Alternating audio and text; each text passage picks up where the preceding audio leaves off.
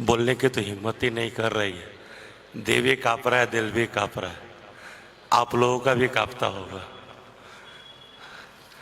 न। मेहनत, भाई जी ने कहा मेहनत की है। सही बताऊं तो मेहनत क्या होता है मैं जानता ही नहीं, क्योंकि मैं अपने घर का सबसे कामचोर आदमी हूँ। इतना बड़ा कामचोर हूँ कि मेरी माँ भी मुझसे दुखी है, मेरे बाबूजी भी मुझसे दुखी है। और जिसके घर में कामचोर हूँ, मेहनत क्या करेगा। हाँ, एक चीज़ है कि मुझे जिसने कहा शिव को गुरु बनाओ, बड़ी मेहनत लगी उसको मुझे शिव चीज बनाने में। 1 महीना मेरा पीछा की और कहते थे बाबू शिव को गुरु बना लो, जीवन में कभी जरूरत होगा ना महादेव दया करेंगे। तो भी नहीं माना।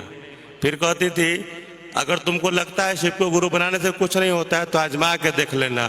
तब भी नहीं लगा, बहुत पीछे पड़ गए। दुखी होके मैंने भगवान शिव को गुरु माना, बहुत दुखी होके। या यूं कह लीजिए, उस गुरु बाण से पीछा छुड़ाने के लिए मैंने भगवान को शिव को गुरु माना। किसी तरह यह मेरे पीछा छोड़ दे। लेकिन सच कहूं, उसने एक बात और कही कि साहब के बारे में बहुत बोलती थी। और उसमें मैं कहता था कौन साहब, कैसे साहब। जब वो साहब बोलती थी ना तो मुझे अंदर से गुस्सा आता था कि साहब कह रही है, शिव को गुरु बना लो। क्योंकि बाबाओं के बारे में मैंने सुना, टीवी पर देखा, गली गली सुनता था तो मुझे चिढ़ होती थी। जैसे ही साहब बोलते थे ना तो मेरे को गुस्सा आता था। और आज मैं बताऊं, आयोजन होता है, महोत्सव होता है। सच बताऊं तो एक कुर्सी पर साहब का शरीर नहीं दिखता तो शरीर में कंपन होती है। शिव गुरु है, मैंने भगवान शिव को गुरु माना, लेकिन साहब को देखा। आज मेरी माँ घर में है। अगर मैं माँ को माँ कहने लायक हूं या घर जाता हूं तो माँ की तस्वीर देखता हूं, तब समझ में आता है कि सही में साहब नहीं होते तो मैं बेमाँ का हो जाता। आज मैं जिंदा हूं, आज मैं चल रहा हूं, मेरी सांसें हैं, तो लगता है कि साहब नहीं होते तो मेरा क्या होता। मैं बोल नहीं सकता हूं, लेकिन आज ये निगाहें सच में साहब को ढूंढती है। हर तरफ साहब को बनकर क्या बताऊं। माफ कीजिएगा, मेरे जीवन में लोग कहते हैं कि अनुभूतियां, जीवन की अनुभूतियां, सच बताऊं तो शिव की शिष्टता और गुरु शिव की दया और साहब जीवन को ही अनुभूति बना देते हैं। शिव को गुरु मानने के बाद एक एक पल, एक एक कदम अनुभूति बनने लगता है। जैसे ही कोई आदमी शिव को गुरु मानता है और उन साहब को याद करता है या साहब की कई बातों को कहने लगता है, आप लोग गवाह, यहां बैठा एक एक आदमी इस बात को अच्छी तरह जानता है। आपके दिल में ये बात मौजूद है। हमारा आपका सबका जीवन अनुभूति बन चुका है। क्योंकि जब भी हम आप टूटते हैं, गिरते हैं, लड़खड़ाते हैं, इस दुनिया का कोई आदमी काम नहीं दे रहा है, नहीं दे रहा है।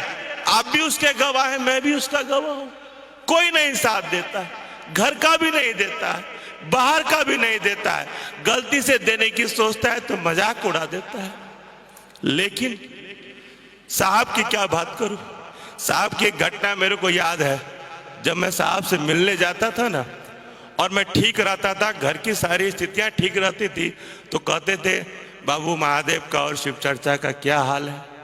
और जब मैं दुखी होता था, टूटा रहता था, और तब साहब से जाता था, पूछते थे तुम्हारा क्या हाल है। लगता था साहब देखते रहते हैं क्या। जब भी साहब से मिलने गया ना तो मेरे जीवन को लगता था कि कैमरे की तरह, सीसीटीवी कैमरे की तरह कोई देख रहा। वह पूछ दिया करते थे। सच बताओ तो महादेव को मैंने देखा नहीं। महादेव को फोटो में देखा, मंदिरों के शिवलिंग को देखा। सही मायने में साहब को देख के लगा महादेव भी ऐसे होते होंगे क्या। जितना साहब ने सुना है मेरे जीवन को, मैं अपनी अनुभूति बता रहा हूं, अपने जीवन का घटना बता रहा हूं। आज मेरी एक एक सांस, अगर मेरा कोई परिवार है, या मैं माँ कहूं या बाबूजी कहूं या पत्नी कहूं या बेटा कहूं या बेटी कहूं, अगर कोई है, अगर मेरे जीवन में मैं शिवचिष्ट नहीं होता, किसी ने मुझे शिवचिष्ट नहीं बनाया होता, और साहब का वो प्यार, साहब का वो दुलार, क्या कहूं, कह ही देता हूं। साहब की दया नहीं होती ना तो आज मैं नहीं होता। एक बात आप लोगों को कह के जाना चाहूंगा कि जिन लोगों के जीवन में शिव गुरु हुए हैं और आपने अगर शिव को गुरु माना है तो भाई साहब, बहन जी, लोगों के जीवन में शिव दे दीजिएगा, क्योंकि दुनिया में मुझसे ज्यादा दुखी लोग हैं, मुझसे ज्यादा टूटे हुए लोग हैं, बहुत दुखी लोग हैं जिनकी कोई नहीं सुन रहा है। आज भी आंखें तरसती हैं कोई आए, मेरा दुख सुन ले, मेरी तकलीफ सुन ले, मेरे हाथ को पकड़ ले, लेकिन किसी को कोई नहीं पकड़ रखा है। लेकिन हम आप अगर लोगों को यह संवाद पहुंचा दे या बात कह दे कि भैया शिव गुरु है, उसको बता दे कि वो महादेव गुरु और कैसा गुरु है, अपने जीवन से उस आदमी को सहारा मिल जाएगा, उसका भी कोई सिलने वाला हो जाएगा, उसके जीवन को, दर्द को कोई मिटाने वाला हो जाएगा, क्योंकि दर्द तो दुनिया में बहुत है। दीदी बैठी हैं आपके बगल में, आप देख रहे हैं दीदी को, साहब शरीर में नहीं है, आदमी हूं, आदत पड़ गई है साहब की, हर जगह ढूंढता हूं, कभी कभी लगता है किससे बतियाऊं, आज मैं उलझन में फंस जाता हूं, दिमाग बहुत खराब हो जाता है, बहुत कुछ हो जाता है, तो डरते डरते दीदी से बात कर लेता हूं ना, लगता है दिमाग को ताकत मिल गई है, शरीर को बल मिल गया है। और आज भी या आयोजन हो या जीवन की दरिया हो, मैंने महसूस किया है कि दीदी से बात करने के बाद भी शरीर को एक ताकत मिलती है, और मिली है, इसी के भरोसे आज यहाँ बैठा भी हूँ। और बहुत कुछ कहने की नहीं है, हम सब लोग उस गुरु की दया में हैं, आप लोग महसूस भी कर रहे हैं, मगर एक बात में हम लोग कभी कभी कंजूसी कर देते हैं, महादेव तो दया करिए दिलखिन, अब दूसरा के की कहबई, ऐसा नहीं कहना है। महादेव की दया से हमारी सांसें हैं, जो हमारा जीवन है उसको करते रहेंगे। अब बोलने की हिम्मत नहीं है। आप सभी को प्रणाम।